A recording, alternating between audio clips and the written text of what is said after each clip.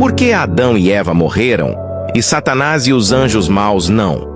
Devemos reconhecer inicialmente que Deus é o único que possui imortalidade inerente em si mesmo. 1 Timóteo 6,16. E que ele concedeu imortalidade condicional aos seres criados. Isso significa que os anjos, bons ou maus, não são imortais por si mesmos. Se o salário do pecado é a morte, Romanos 6,23, por que Adão e Eva morreram e Satanás e os anjos maus não morreram? A Bíblia não declara explicitamente por que Adão e Eva acabaram morrendo depois de certos anos de vida, enquanto Satanás e os demais anjos maus continuam vivos até hoje. Existem, porém, alguns conceitos bíblicos que nos ajudam a entender essa questão. Devemos reconhecer inicialmente que Deus é o único que possui imortalidade inerente em si mesmo, 1 Timóteo 6,16, e que ele concedeu imortalidade condicional aos seres criados. Isso significa que os anjos, bons ou maus, não são imortais por si mesmos. A existência pecaminosa de Satanás e os anjos maus, bem mais longa do que a de Adão e Eva, deve-se basicamente ao fato de os seres angelicais terem sido criados com atributos e habilidades superiores aos dos seres humanos. Ver Hebreus 2,7. Os anjos são seres espirituais, Hebreus 1,14, com grande poder, Salmo 103,20, e que se locomovem em alta velocidade, Ezequiel 1,14, 10,20, Daniel 9,21, 23, sem serem detidos por barreiras físicas, Atos 12, 1, 11. Embora Satanás e seus anjos sejam seres pecaminosos, Apocalipse 12, 7, 10, 1 João 3, 8, eles ainda retêm grande parte do seu poder. Efésios 6:12, 1 Pedro 5:8. Satanás pode se transformar até mesmo em anjo de luz, segundo Coríntios 11:14. Mas os seres humanos não foram criados com essas características. Além disso, Lúcifer, o nome de Satanás, antes de se rebelar contra Deus, tornou-se o autor do pecado.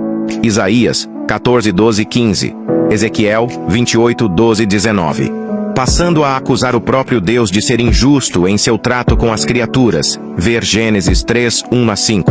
A crise entre Deus e Lúcifer intensificou-se a ponto de haver peleja no céu entre Cristo e os seus anjos, de um lado, e Lúcifer e os seus anjos, do outro. Apocalipse 12, 7 e 9. Deus poderia ter destruído imediatamente os anjos rebeldes, mas se o fizesse, as demais criaturas do universo passariam a servi-lo por temor, sem compreenderem a verdadeira natureza do pecado, que ainda estava em sua fase embrionária. Deus preservou a existência de Satanás, a fim de tornar evidente, ao longo da história humana, a falsidade de suas acusações. Apocalipse 12. No jardim do Éden, Satanás, na forma de uma serpente, disse a Eva que ela e Adão não morreriam. Gênesis 3:4, Apocalipse 12:9. É evidente que essa declaração não passava de uma mentira e de uma contradição direta da advertência divina contida nas palavras "certamente morrerás", Gênesis 2:17. Como Satanás e seus anjos haviam pecado e continuavam vivos, ele pode ter imaginado que o mesmo ocorreria com Adão e Eva. Afinal de contas, até então não se havia concretizado plenamente o princípio de que o salário do pecado é a morte. Romanos 6, 23. Pois a morte ainda não era conhecida.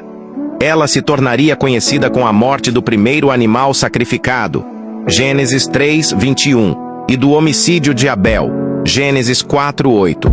O relato bíblico diz que Adão, apesar do seu pecado, viveu 930 anos, Gênesis 5:5. Lúcifer, que também pecou, continua existindo, mas seu fim já está predeterminado. Ele e seus anjos serão lançados no lago de fogo e enxofre. Apocalipse 20:10. Ver Mateus 25:41, J. Tabu 6, que os consumirá completamente, não deixando deles nem raiz nem ramo. Malaquias 4:1, Apocalipse 20:9. O período de existência dos seres humanos pode variar significativamente, como mostram as genealogias bíblicas. Gênesis 5:1, 32, 11, 10, 32. E a experiência prática da vida. O fato de Deus ter concedido uma existência bem mais longa a Satanás e seus anjos não significa que eles sejam imortais em si mesmos e que nunca deixarão de existir. Satanás, seus anjos e todos os ímpios serão completamente destruídos quando o mundo voltar finalmente à sua perfeição original. Apocalipse 21, 1, 5.